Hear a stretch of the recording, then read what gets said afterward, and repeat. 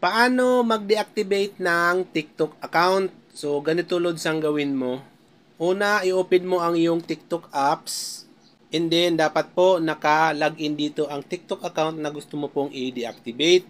Ngayon, pagdating po dito, i-click mo itong profile button. And then, pagdating naman po dito sa iyong profile, i-click mo po itong arrow na yan pababa. Ito po, i-click naman natin itong parang gear icon na yan. Tapos, mapupunta tayo dito sa setting and privacy ng ating TikTok. Dito po, i-click naman natin itong account.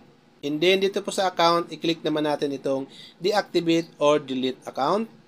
Tapos, lalabas po ito. So, dito po, dahil magdi-deactivate po tayo, ang pipiliin po natin dito ay deactivate account.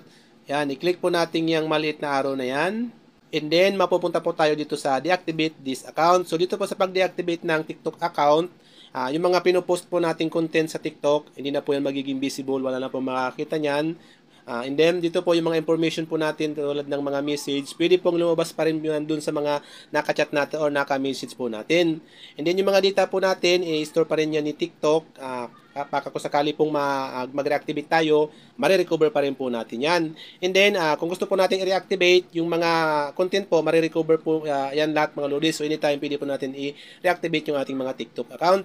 Ngayon, pag okay na po mga loads, gusto niya pong i-deactivate, i-click mo na lang po itong deactivate button na yan. Okay?